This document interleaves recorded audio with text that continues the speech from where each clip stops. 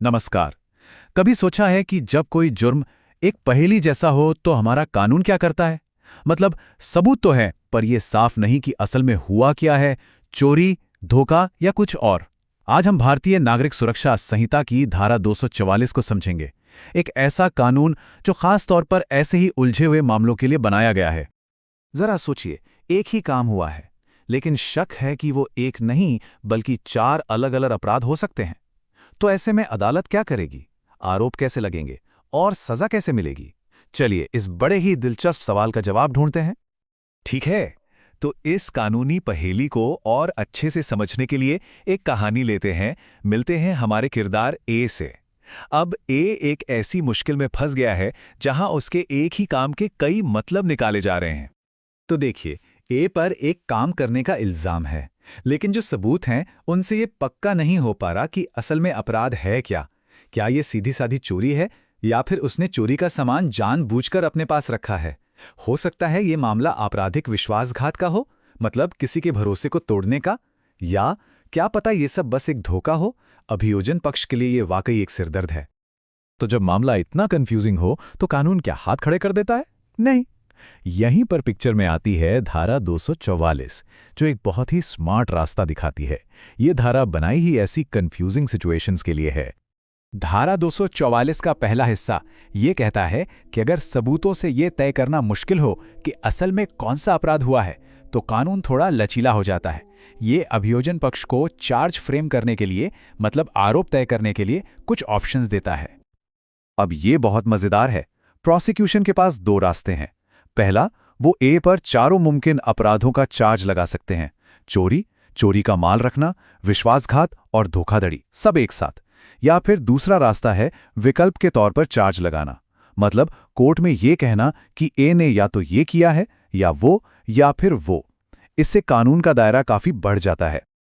चलिए एक ही कहानी को थोड़ा और आगे बढ़ाते हैं कोर्ट रूम के अंदर।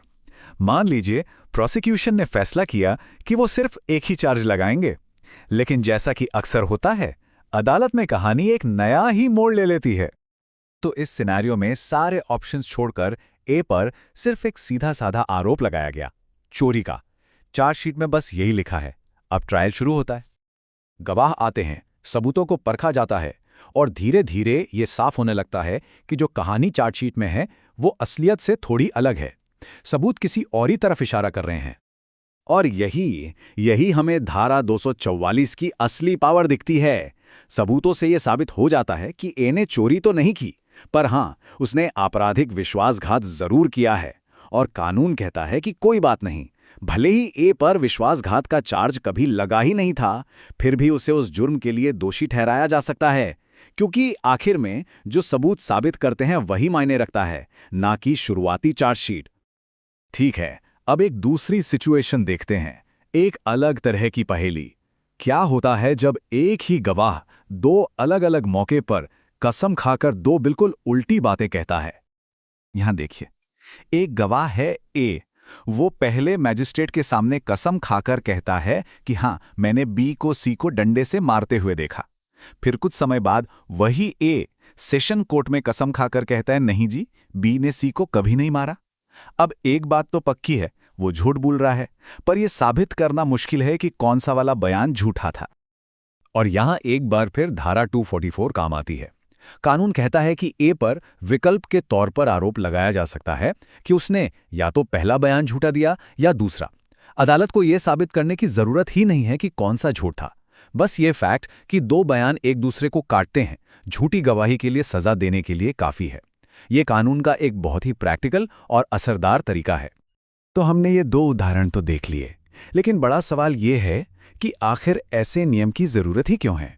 इसके पीछे हमारी न्याय व्यवस्था का एक बहुत बड़ा मकसद छिपा है। ये सिर्फ एक तकनीकी नियम नहीं है, बल्कि न्याय को असरदार बनाने का एक जरिया है। तो निचोड़ ये है कि धारा 444(2) बहुत जरूरी काम करती है। पहला, जब अपराध की असलियत पर शक हो तो ये चार्ज लगाने में फ्लेक्सिबिलिटी देती है।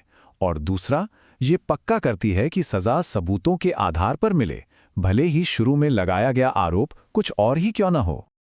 तो इसका असली मकसद क्या है? इसका मकसद ये है कि कोई अपराधी सिर्फ टेक्निकल वजहों से बचकर ना निकल जाए। इसका पूरा फोकस इस बात पर है कि सबूत क्या कह रहे हैं, ना कि कागजों पर क्या लिखा है। ये कानूनी प्रक्रिया को तेज और असरदार बनाता है और ये पक्का करता है कि अगर कोई जुर्म साबित हो गया है तो उसकी सजा जरूर मिले। और आखिर में एक सवाल, कानून में इस तरह का लचीलापन, क्या ये हमारी न्याय व्यवस्था को ज्यादा निष्पक्ष बनाता है क्योंकि ये सच को किसी भी तरह सामने ले आता है, या फिर ये इसे ज्यादा अप्रत्याशित मतलब अनप्रेडिक्टेबल बना देता है, जहां आरोपी को शायद आखिर तक पता ही नहीं चलता कि उसे किस बात की सजा मिल सकती है? इस पर सोचेगा जरूर।